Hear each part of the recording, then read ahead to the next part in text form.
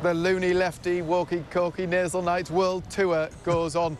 Whilst he's out there, he's making business in the UK more unattractive than it's ever been. We've seen business confidence in this country through the floor. Yeah. You can't get businesses from across the globe to invest here because he's killing them. Those NICS contributions that he's pushed up are driving businesses out of business. We've seen it. People won't invest here.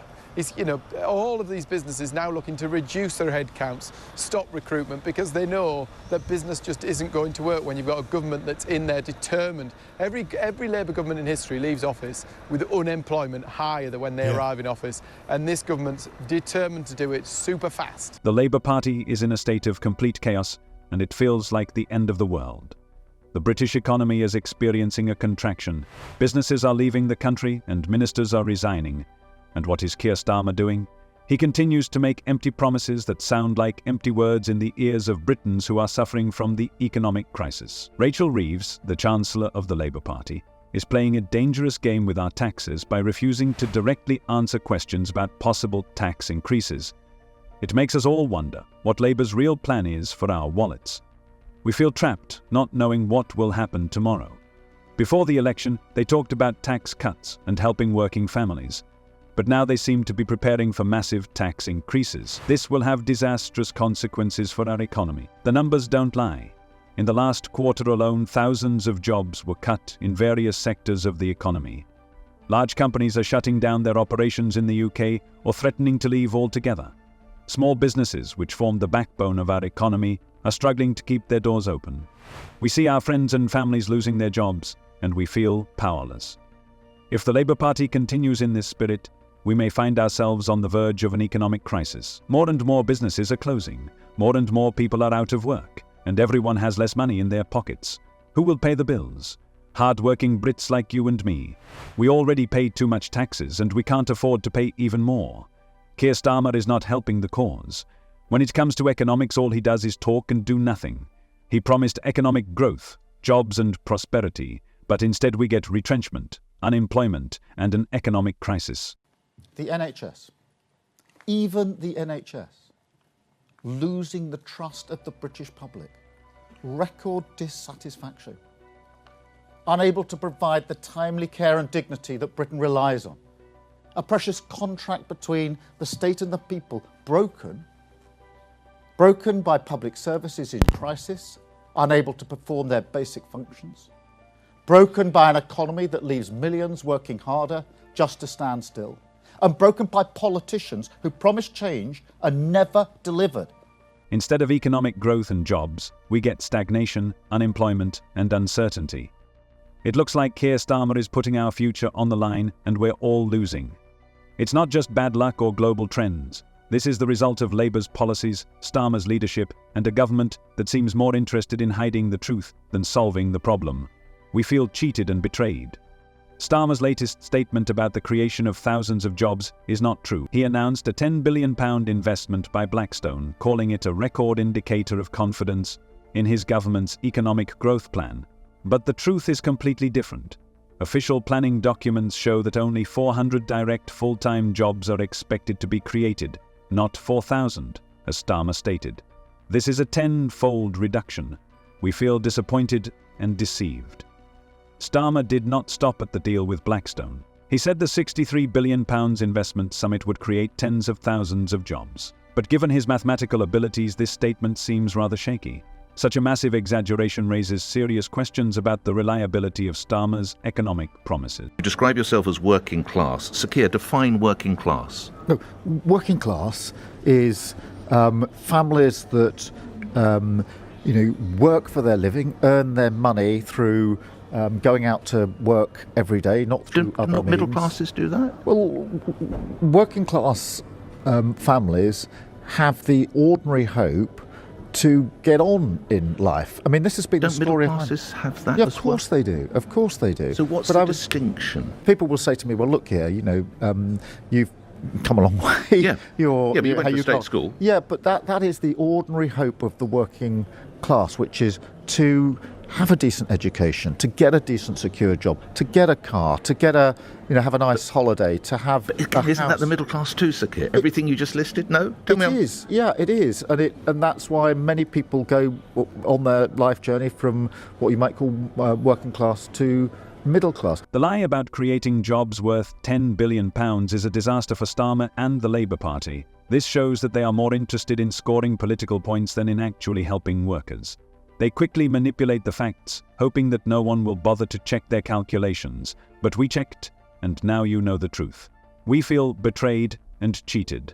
Starmer promised to create 4,000 jobs and received 400. He promised an economic boom, but he deceived us. This is an outright deception. This kind of exaggeration undermines public trust. This makes people more cynical and skeptical about any future promises. When we come to consider Starmer's other actions, do not forget that his work is a lie. This is a clear example of the gap between his promises and reality. Do you remember when politicians at least tried to keep their word? Well, Starmer is reaching new heights by breaking promises. His list of U-turns is long and constantly growing. We are seeing major shifts on key issues such as Brexit, immigration and taxes. Starmer's campaign position on these topics is very different from his current policy. But not beyond repair. Because one thing the British people do know in their bones is that this is a great nation. No matter how tough things are for their family and their community, they know that. And they're right. Because they recognise it in themselves. After all, in the last 14 years, they tightened their belts when they were told, we're all in it together. They closed ranks to defeat a deadly virus. And they never once wavered in their commitment to stand with Ukraine. The details of these unfulfilled promises are described in other sections, but the pattern is obvious. What was promised during the election campaign often bears little resemblance to what is being done now. The impact on voter confidence was significant. People feel disappointed and betrayed, and this is evident from public opinion polls. Support for Labour is falling, and a recent poll showed that they are even lagging behind Nigel Farage's Reform UK. This is a pretty clear indicator of how much Starmer's authority has been undermined. And all they asked for in return was a government to meet them halfway. And there's hope in that.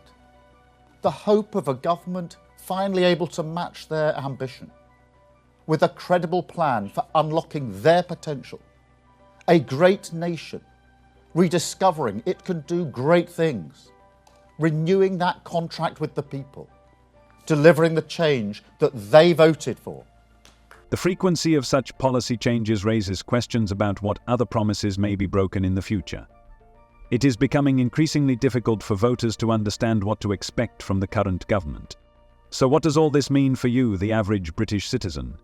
While Starmer is changing his attitude towards various political measures, it is the British who have to face the consequences. The impact on your daily life goes beyond simple political frustration.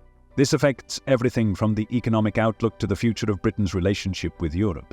You might think that Starmer's unfulfilled promises are bad enough in themselves, but right under our noses there are inadequate actions by the Labour Party. It's time for a pensioners' protest. Keir Starmer clearly has a problem with old people. He's coming after your heating, and now he's coming after your purse. Keir Starmer will be Keir Starver by the end of next year, with 17% of pensioners set to be consigned to a life of poverty under Labour.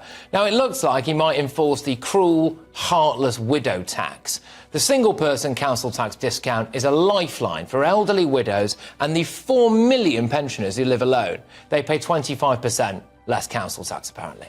Labour are refusing to rule out scrapping that. Well, what else could happen? What's another lifeline for the elderly to have? The free bus passes, isn't it? Well, they might go too. How can you trust them when Keir Starmer has already flip-flopped on Brexit, on supporting Corbyn, on the winter fuel payments, on taxes on working people, on a big green plan, on free movement, on border security? There's two things people don't like about Sir Keir Starmer. Both of his faces. The British Chamber of Commerce paints a gloomy picture for small and medium-sized businesses as well. Most of these companies are not increasing investments due to rising costs and excessive bureaucratic red tape. It seems that the government is slowly strangling the lifeblood of our economy. Businessmen are furious to warn that tax increases could lead to job losses and forced business closures. We see that a significant number of companies refuse to cooperate with the UK at all. The long-term consequences of this can be devastating. If this continues, we will face a shrinking economy and a massive drop in business investment. Last night, time and time again, Rishi Sunak was clobbering you over the head with that £2,000 tax line. It took you almost half an hour to call it garbage. What on earth took you so long? What matters is the facts. None of our plans involve tax rises for working people, and I'll spell it out. No income tax rises, no national insurance, no VAT. But what emerged from last night, and this is a very important takeaway, is that the Prime Minister of the United Kingdom, with his back against the wall, desperately trying to defend their record in office, resorted to lies, and he knows he was lying. And I don't say that lightly. Lying about our plans, lying about waiting lists, and lying about votes. And therefore the choice at the election is even clearer now, which is to turn our back, turn a page on the lies, the division and the chaos of the last 14 years and rebuild the country with Labour. So, why are companies fleeing the UK under Starmer's watch?